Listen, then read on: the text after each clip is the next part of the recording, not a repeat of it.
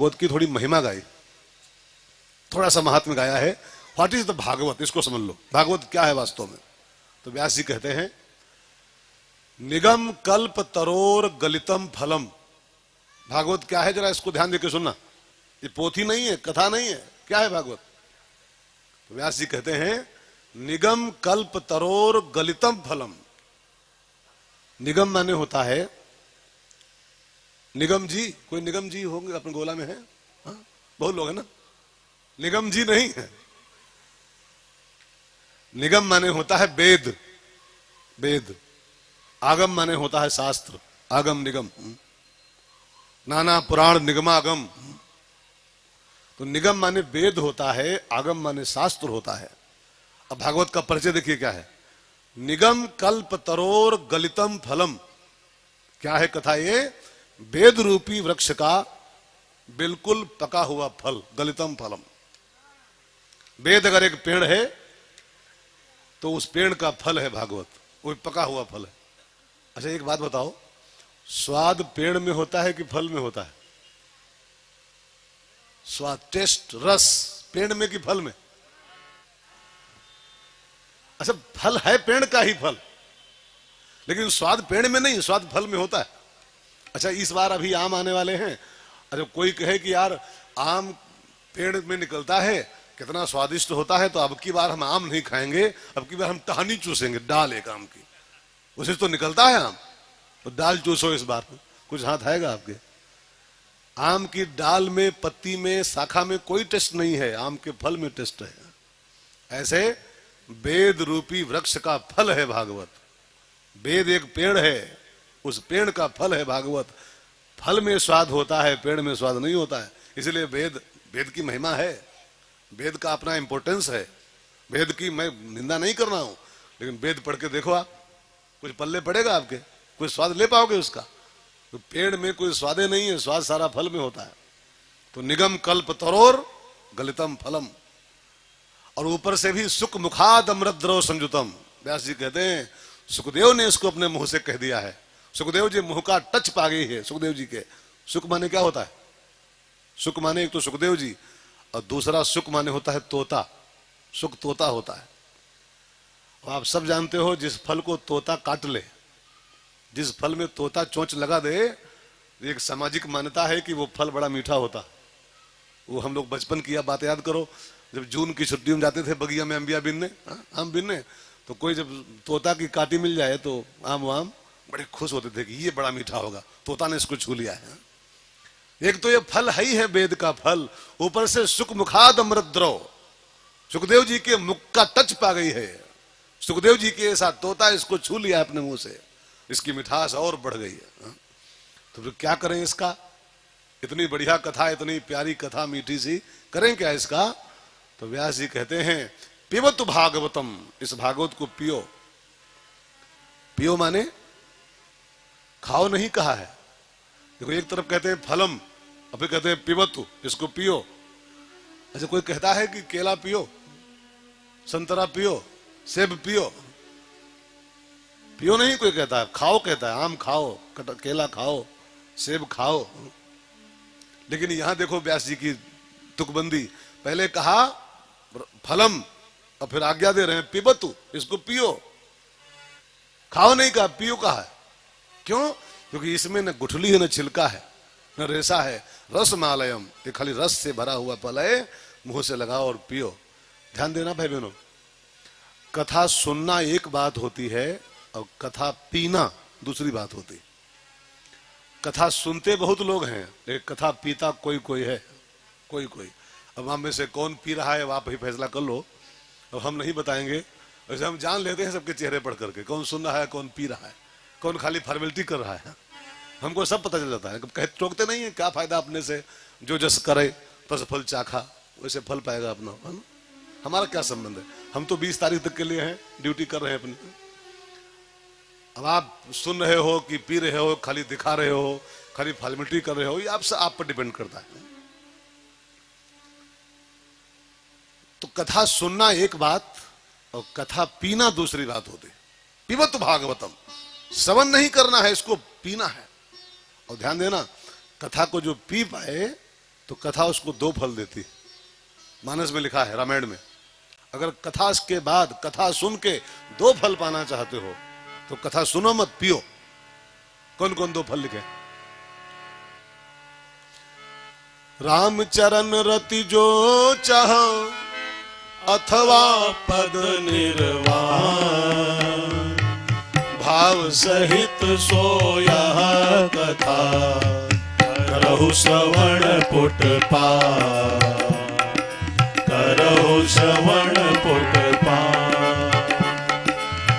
राम चरण रति जो चाह अथवा पद निर्वाण, 2 फल। परमात्मा के चरणों की रति माने प्रेम, और पद निर्वाण माने मरने के बाद सीधे परम धाम।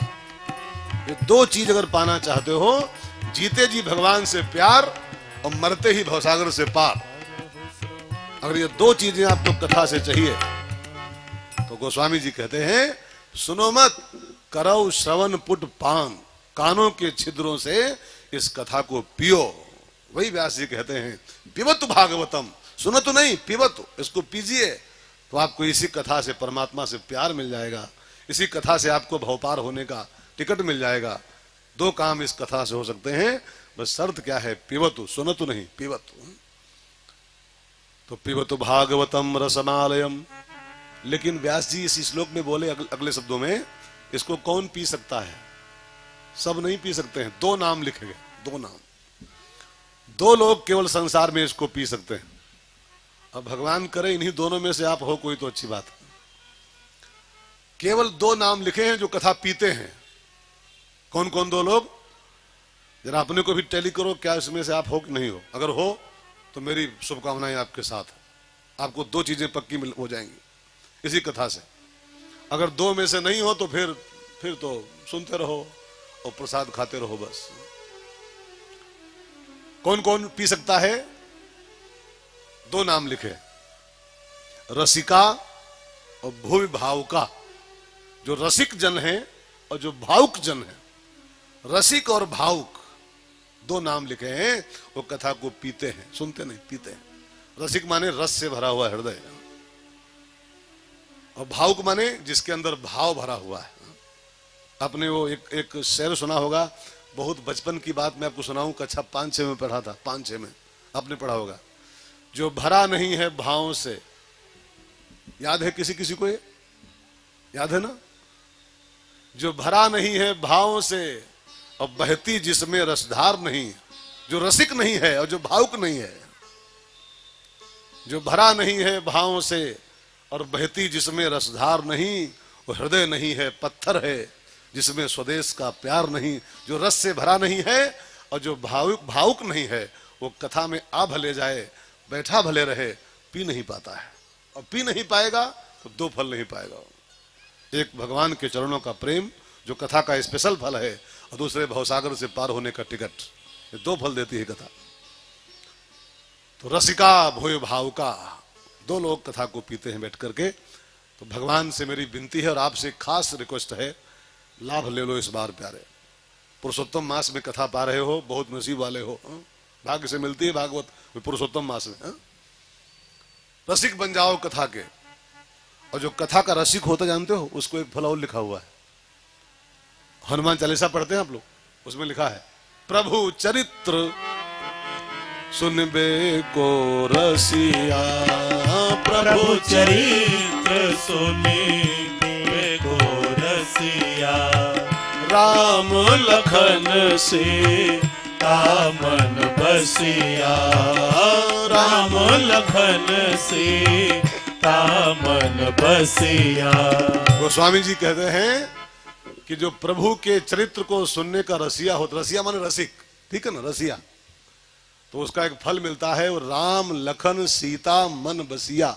और राम लखन सीता के मन में बस जाता है। अब अगर आपको राम लखन सीता के मन में बसना है, राम लखन सीता मन बसिया, तो बन जाओ कथा के रसिया। श्रोता नहीं, रसिया बन जाओ। जो कथा रसिया होता है ना, वो राम लखन सीता मन बसिया हो जाता है। तो रसिका भूय भाव का ही कथा का पूरा लाभ ले पाते हैं। तो भगवान करें आप लाभ ले लो प्यारे, ले ही लो इस बार, देखा जाएगा। हाँ? अगली बार का क्या भरोसा। हाँ? अगली बार फिर कथा मिलेगी, क्या भरोसा है इसका। सो बहनों भाइयों, भागवत की महिमा गाने के बाद नैमिषारण्य की धरती पर ये चल रहा है, आप कल सुन चुके हो। निमसार की धरती है, 88,000 महात्मा इस कथा को सुन रहे हैं और सूत जी इस कथा को कह रहे हैं, ठीक है ना। आप कल सुन चुके भूमिका में। तो जब सूत जी ने इस कथा की इतनी महिमा सुनाई कि वेद का फल है भागवत, भवसागर से पार जाने का टिकट है भागवत, तो सौनक जी खड़े हुए, मुख्य श्रोता, मुख्य यजमान, और खड़े होकर पूछे, सूत जी एक मेरा सवाल है, एक क्वेश्चन मन में जागा है। आपने जिस कथा की इतनी महिमा सुनाई है, इतना महात्म्य सुनाया है, तो हम लोग जानना चाहते हैं इस कथा का रचयिता कौन है, ये कथा किसकी लिखी हुई है, और उस रचयिता का गुरु कौन है। अब देखो, कथा की महिमा सुनने के बाद, इंपोर्टेंस सुनने के बाद श्रोताओं के मन में एक जिज्ञासा पैदा हुई कि इस भागवत कथा का रचयिता कौन है, किसकी लिखी है कथा ये, और उसने लिखी है तो किसके निर्देशन में लिखे। जैसे वो पीएचडी होता ना, पीएचडी है ना भाई साहब, पीएचडी होता है जब, तो पीएचडी करने वाला जो लिखता है थीसिस, तो ऐसे नहीं मनमानी करता है वो किसी महापुरुष के नेतृत्व में, किसी गुरु की गाइडेंस में उस थीसिस तैयार करता है, तब उसकी पीएचडी पूरी होती है। तो इसका लेखक कौन है इस कथा का, और वो किसके निर्देश में लिखा है कथा, किसके कहने पर लिखा, उसका गुरु कौन है, ये जिज्ञासा जागी श्रोताओं के अंदर। आप भी जान लो संक्षेप में कि जो कथा आप सुन रहे हो, इसका रचयिता कौन है, लेखक कौन है, और उस लेखक का गुरु कौन है, किसके कहने पर लिखा है। तो बहुत प्यारा प्रश्न है ये, और उसका उत्तर आप सुन लो पहले। तो भागवत महापुराण की रचना किसने किया था, वैसे जानते हो, लेकिन सुन लो फिर भी। सुन लो, भगवान पाराशर ऋषि के पुत्र और सत्यवती के गर्भ से पैदा हुए थे भगवान विष्णु के 17वें अवतार।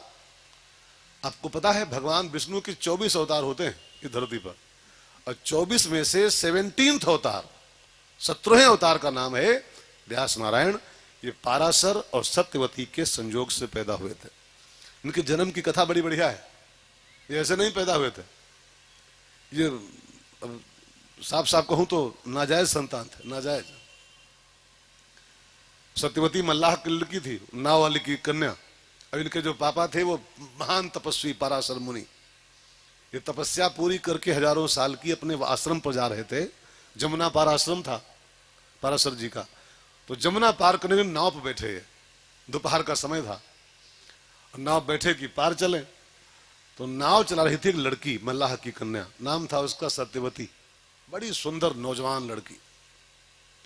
वो लड़की नाव चला रही थी, मुनि जी बैठ गए, नाव चली, और जब बीच धार में पहुंचे और पाराशर मुनि ने उस लड़की को जब गौर से देखा, नौजवान थी, सुंदर थी, मल्लाह की कन्या थी वो, अब इनका मन गड़बड़ हो गया, वासना इनकी भड़क उठी, दौड़ के उस लड़की की बाह पकड़ लिया नाव में ही।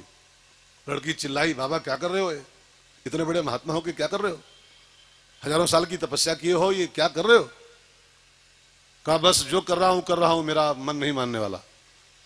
अरे महाराज दिन है, सब देख रहे हैं, चारों ओर खेतों में काम कर रहे हैं, उजेला फैला है सूर्य भगवान का, सब खेतों में किसान काम कर रहे हैं, कोई देख लेगा तो आपकी थूथू हो जाएगी, आप बदनाम हो जाओगे।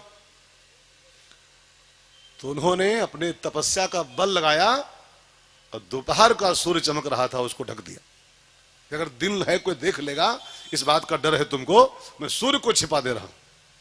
अपनी तपस्या के प्रभाव से सूर्य को ढक दिया, लेकिन अपनी वासना के उस वेग को रोक नहीं पाए, और दिन में रात करके और पाराशर मुनि ने उस लड़की का भोग किया, और उसी का परिणाम हुआ व्यास भगवान का जन्म सत्यवती से हुआ है।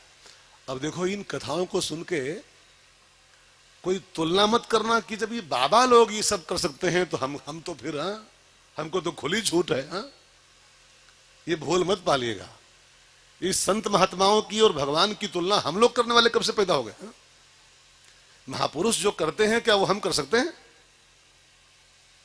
भगवान जो करते हैं क्या हम कर पाएंगे? क्या हम उसकी नकल करेंगे क्या? और ध्यान देना, संत और भगवंत की हर एक्टिविटी में कोई ना कोई लीला होती है, वो घटना नहीं होती, लीला होती है। भगवान विष्णु को सत्यवती के गर्भ से पैदा होना था व्यास जी के रूप में, और पाराशर का बेटा बन के आना था, तो वो घटना घटा दिया प्रभु ने खाली, बस वो घटना घटी थी। सत्यवती के गर्भ से प्रभु को आना था और पाराशर का पुत्र बनना था। सत्यवती माने वो लड़की मत मानना कि मल्लाह की लड़की खाली। सत्यवती का अर्थ होता है जिसने जीवन में कभी झूठ न बोला हो, सत्यवती, सत्यवती। और भगवान को अपने गर्भ से पैदा करने की क्षमता सब में नहीं होती है। भगवान सबके गर्भ से नहीं आते हैं कि वो मेला घूमे, चाट खाएं, जलेबी खाएं, भगवान पैदा हो जाए। देखें भाभी जी घर में है, भगवान पैदा हो सकते हैं? भगवान तो सत्यवती के गर्भ से ही पैदा होते हैं। तो भगवान की कुछ लीला थी कि मुझे पाराशर का बेटा बनना है और सत्यवती से पैदा होना है, तो ऐसा ऐसा घटनाक्रम बना दिया। अब हम उसको पकड़ लें कि अरे तो बाबा लोग करते थे, तो फिर हमको फिर क्या है करने में, नरक पहुंच जाओगे, नरक। बाबा लोग करते हैं, वो लीलाएं होती हैं। अब कन्हैया डांस किए थे गोपियों के साथ रासलीला में, और उनकी नकल कई नालायक लोग कर रहे हैं। जब भगवान डांस करते थे तो हम क्लब में नाचेंगे? तो भगवान खाली नाचे ही थे, कुछ औरों तो किए थे, वो करो, वो करो ना। उसकी नकल कर ली हो, और तो भी कुछ किया था उन्होंने। वो कालिया के फन पर डांस किए थे, करो डांस काले फन पर पहले। हाँ? उसकी नकल कर रहे हो कि जब भगवान डांस करते थे लड़कियों के साथ, हम डिस्को कर रहे हैं। वो तो नकल कर लिया, लेकिन वो नकल क्यों नहीं कर पा रहे हो? 7 कोस के पहाड़ को उठाए ठाकुर जी, उठाइए, तब नकल करिए ठीक से। तो काम काम की चीज जहां पाओ तहां नकलची हो जाओ, और बाकी सब। हाँ? भगवान ने तो कालिया नाग को नाथा था, भगवान ने गोपियों के साथ डांस किया है, वो एक बात है। 7 कोस के पहाड़ को उठाए, वो दूसरी बात। वो करिए, तब माना जाए कि भगवान को के फॉलोअर हो, भगवान जो करते वही करना चाहते हो। हाँ? तो सत्यवती और पाराशर का वह संगम जो हुआ है, वो खाली एक घटना नहीं है, वो एक लीला है परमात्मा की। उसी बहाने विष्णु भगवान को 7वें अवतार के रूप में आना था और संसार को भागवत देनी थी। वो सब घटना घटी, हो लीला हुई। अब उसी गर्भ से भगवान व्यास का जन्म हुआ, 17वें अवतार नारायण के कहलाइए। और इन्होंने पहला काम किया पैदा होने के बाद, मैच्योर होने के बाद, वेद को 4 जगह डिवाइड किया। पहले एक वेद होता था, ऋग्वेद मात्र। जब व्यास जी पढ़ लिख के फिट हुए, वो यही काम करने आए थे, तो एक वेद को 4 जगह डिवाइड किया। पहले एक वेद था ऋग्वेद वनली, बाबा ने उसको 4 खंडों में बांट दिया, उसका विस्तार कर दिया। ऋग्वेद, सामवेद, यजुर्वेद, अथर्ववेद, उसको 4 जगह बांटा। फिर उनको लगा कि 4 वेद जो हैं ये बाउंडेड हैं, इसको सबको पढ़ना अलाउ नहीं है। वेदों में बाउंडेशन है, इसको ये नहीं पढ़ सकते हैं, इसको ये नहीं पढ़ सकते हैं। अब कोई मनमानी करे तो करे, लेकिन वेद बाउंडेड हैं, नहीं कि वो चाहे जो वेद पढ़ ले, चाहे जो वेदाध्ययन कर ले, उसमें सब नियम उसके लिखे हुए। तो व्यास जी को लगा ये ठीक नहीं है, ऐसा वेद किस काम का जो खाली किसी किसी के लिए हो और सबको अलाउ ही ना हो। तो व्यास भगवान ने 4 वेदों के अलावा एक पंचम वेद और लिखा, 5वां वेद, उसका नाम रखा महाभारत। महाभारत है नहीं, ये 5वां वेद कहलाता है, पंचम वेद। व्यास जी की बहुत अनमोल रचना है महाभारत।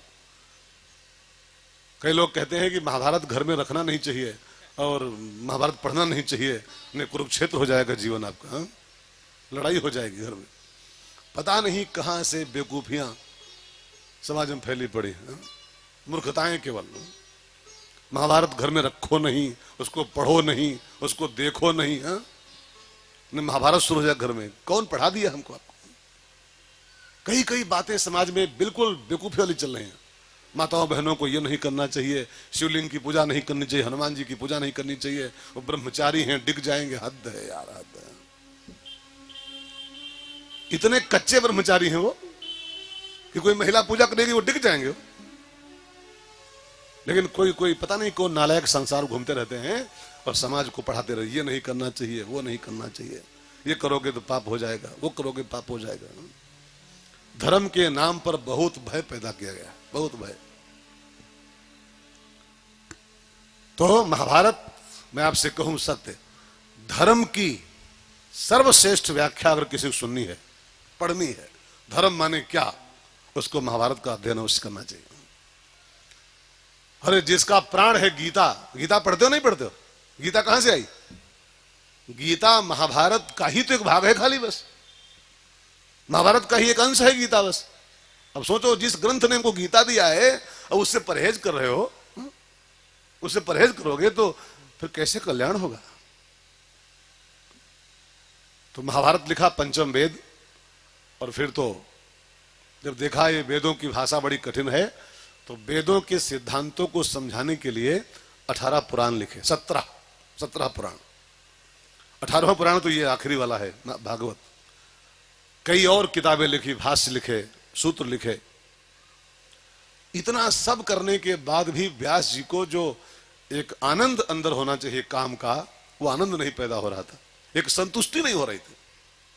देखो, किसी भी काम को करने के बाद अगर आपके अंदर आनंद नहीं पैदा हो रहा है, संतुष्टि नहीं आ रही है, इसका मतलब है कि आपके काम में कोई त्रुटि रह गई, कोई कमी रह गई।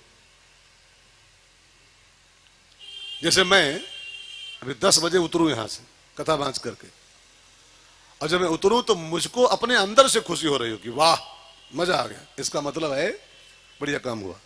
अब मैं उतरूं और अंदर कुछ चल रहा हो कि यार बात बिगड़ गई आज की, हाँ कुछ बात बिगड़ गई, अगर हमको ही कथा बांच के सुख नहीं मिला, इसका मतलब है कि हमको हमारे काम में कुछ कमी रह गई।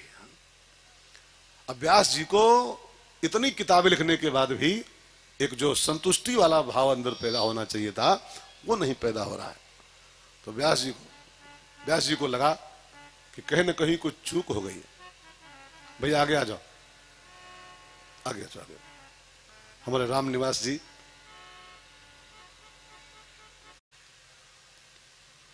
तो जिस काम से हमको संतोष न मिले, आनंद न मिले, मतलब उस काम में कोई कमी है, कोई कमी रह गई।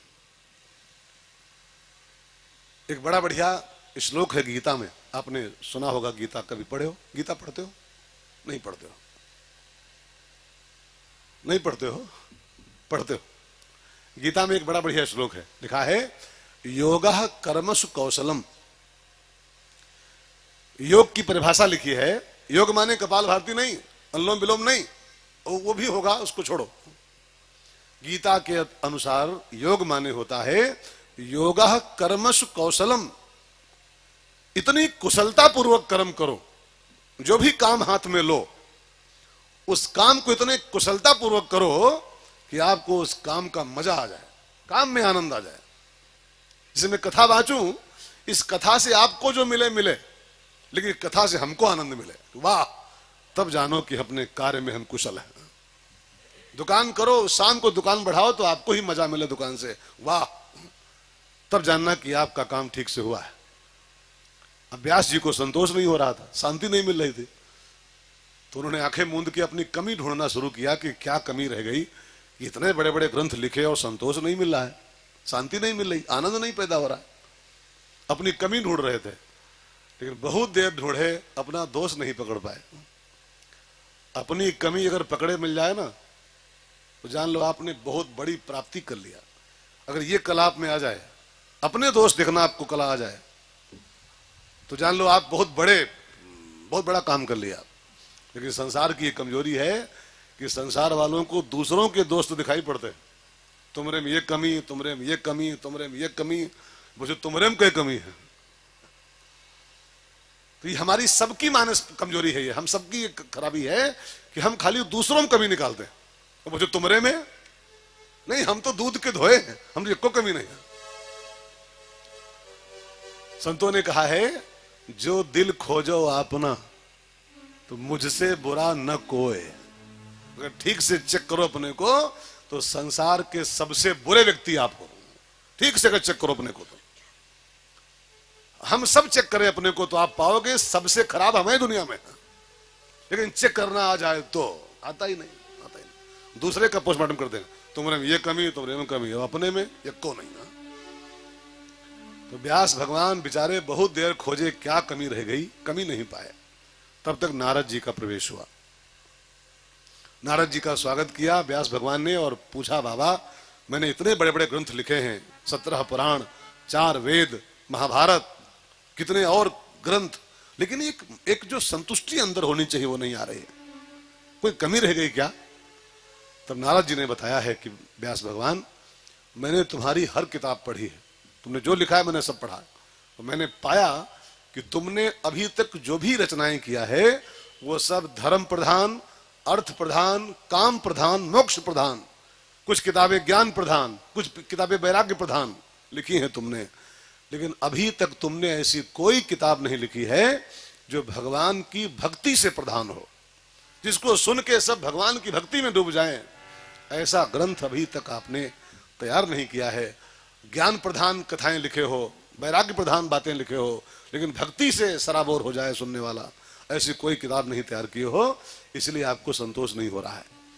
अब आप एक काम करो, शांति पाना चाहते हो, संतोष पाना चाहते हो, तो बुढ़ाई तो आपकी आई गई है, अब जल्दी से कलम उठाओ, और शांति पाना चाहते हो तो एक किताब और लिखो अंत में, भागवत महापुराण, और उसको भक्ति प्रधान कथा लिखो, जिसको सुनने के बाद सब भगवान के प्रेम में डूब जाएं, तब तुमको संतोष मिलेगा, शांति मिलेगी। तो व्यास जी ने कहा, भागवत क्या चीज है, लिखूं तो कुछ उसका बताओ, तो टाइटल क्या है, उसका मसाला क्या है, उसकी हेडिंग क्या है, लिखूं तो कैसे लिखूं, उसका बेस क्या है भागवत का? तो आप जरा ध्यान देकर सुनिएगा। नारद जी ने कहा, ये भागवत जो आपको लिखनी है अब, ये कथा सबसे पहले भगवान विष्णु ने सुनाई थी ब्रह्मा जी को, और ब्रह्मा जी के बेटा हैं हम, तो हमको ब्रह्मा से मिल गई, पुत्र है उनके हम। वही कथा जो नारायण ने ब्रह्मा को सुनाई थी, चतुश्लोकी भागवत, 4 श्लोकी भागवत, मैं उसी को आपको सुना दूं, मेरे पास है वो, ब्रह्मा से मुझे मिली है। और आप चूंकि व्यास हो, व्यास माने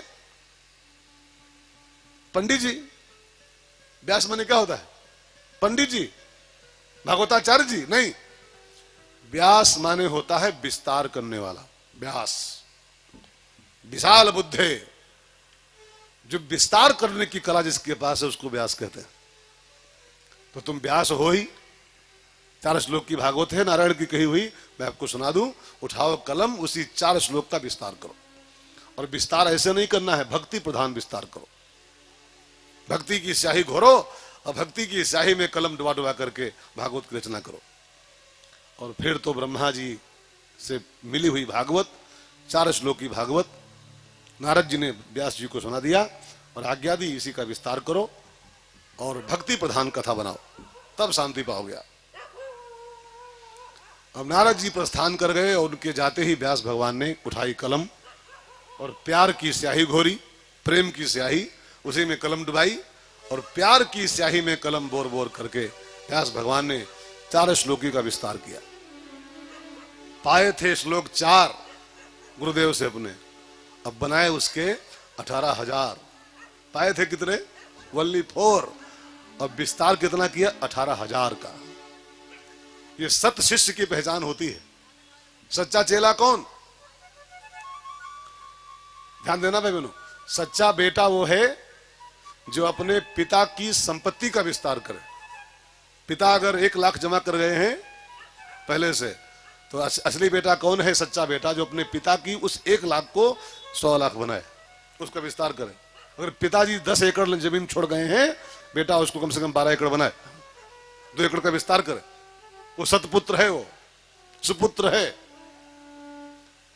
और सच्चा शिष्य कौन है जानते हैं, जो अपने गुरु से प्राप्त ज्ञान का विस्तार करता है। गुरु ने इतना दिया हो और चेला उसको इतना बना दे, वो सत शिष्य होता है। विवेकानंद को रामकृष्ण बाबा ने कितना दिया होगा, कितना दिया होगा, लेकिन वो सच्चा चेला था अपने गुरु का। रामकृष्ण से पाया था मुट्ठी भर, और उसको कहां तक फैलाया उसने, कहां तक फैलाया, पूरा विश्व। उनकी पहुंच बंगाल के बाहर नहीं थी। रामकृष्ण परमहंस ओनली इन बंगाल, बस बंगाल का उनका कोई महत्व नहीं था उनका। लेकिन विवेकानंद ऐसा चेला साबित हुआ ये शिकागो अमेरिका पूरा दुनिया हिला दिया उसने उसी ज्ञान का विस्तार करके। तो सच्चा चेला कौन? जो गुरु से प्राप्त ज्ञान का विस्तार करे। पाए थे 4 और बनाए उसी से 18,000। और जब भागवत पूरी हो गई, प्रेम ग्रंथ है भागवत, ध्यान देकर सुनना इस बात को। भागवत ज्ञान कथा नहीं है, भागवत कर्म कथा नहीं है, भागवत तो भक्ति ग्रंथ है। इसलिए हमारे संतों ने कहा है कि भागवत का वक्ता ज्ञानी नहीं होना चाहिए। ज्ञानी हो ये शर्त नहीं है, लेकिन भागवत का वक्ता भक्त अवश्य होना चाहिए। जो भक्त नहीं होगा वो भागवत नहीं बांट पाएगा, क्योंकि ये कथा ज्ञान की कथा नहीं, ये भक्ति की कथा है, ये प्रेम ग्रंथ है। और प्रेम ग्रंथ प्रेमी ही कह सकता है ठीक से। इसलिए संतों ने कहा है कि भागवत जब कराओ, जब सुनो, तो भागवत का वाचक ज्ञानी हो, आचार्य हो, पंडित हो, ये शर्त नहीं है कोई, लेकिन भागवत का वक्ता भगवान का प्रेमी अवश्य होना चाहिए। प्रेमी नहीं होगा तो कथा की करेगा ऐसे देसी हो भाई। जो मूल मैसेज प्रेम है कथा का, वो दे नहीं पाएगा आपको। अच्छा, कोई बाबा रामदेव बुक करे, योगी है वो बाबा, योगाचार्य है, और बुक करो कि रामदेव बाबा तुमसे भागवत सुनना हमको है, रुपया देंगे इतना, आओ भागवत सुनाओ गोला में। रामदेव भागवत सुना पाएंगे? वो आएंगे, बैठेंगे, कूदे, फिर कहेंगे अच्छा अब रीढ़ की हड्डी सीधी करो, और ये बाईं नाक दबाओ, सांस लंबी खींचो, फिर दाएं छोड़ो, फिर भागवत कह पाएंगे? उनके बस की भागवत है ये नहीं। वो योगाचार्य है, न कि भागवताचार्य। मैं निंदा नहीं कर रहा हूं, मेरी भावनाओं समझिए। भागवत का वक्ता ज्ञानी हो ये शर्त ही नहीं है, भागवत का वक्ता प्रेमी हो ये शर्त है। क्योंकि भागवत प्रेम ग्रंथ है, और प्रेम की का मैसेज जो समाज को पहुंचा सके, भगवत भक्ति का डंका बजा सके जो, वो भागवत का असली वक्ता होता है। तो जब कथा रेडी हो गई तो व्यास जी को लगा इसको समाज में कौन लेके जाए, क्योंकि प्रेम कथा है, और प्रेम कथा को प्रेमी ही कह सकता है ठीक से। इसको किसके द्वारा मैं संसार में पहुंचाऊं, इसका वक्ता कौन बने? पहला कोई प्रेमी ही बने तो बढ़िया ढंग से कहेगा। तो व्यास भगवान ने फैसला किया कि ये प्रेम कथा प्रेमी ही कहेगा संसार में पहली बार। तो प्रेमी कौन है? भगवान महादेव। अब इस बात को अन्यथा मत लीजिएगा। भगवान कृष्ण से गीता में पूछा गया कि आपका सबसे बड़ा प्रेमी कौन है, सबसे बड़ा वैष्णव कौन आपका है? तो गीता में कृष्ण ने बाकायदा नाम लेके लिखा है कि वैष्णवा नाम यथा शंभु। वैष्णव में, विष्णु के भक्तों में जो सबसे बड़का भक्त है वो भगवान शंभु। शंभु से कड़ा कोई बड़ा भक्त भगवान का नहीं, भगवान का कोई प्रेमी उनसे बड़ा नहीं। और प्रेम कथा है और प्रेमी ही कहे तो अच्छे ढंग से कहेगा। तो सबसे बड़का जो प्रेमी है उसको बुलाऊंगा, वही मेरा बेटा बन के आएगा, उसी को भागवत पढ़ाऊंगा, वही संसार में प्रसाद बांटेगा। तो शंकर जी मेरा बेटा बन के आए, ये भाव लेके भगवान व्यास जी ने शंकर जी की उपासना करना शुरू किया। काशी में आए, काशी में, और भगवान शिव हमारे बेटा बन के आए, भागवत हमसे पढ़ें और संसार को भागवत सुनाएं, ये इच्छा लेके काशी आए।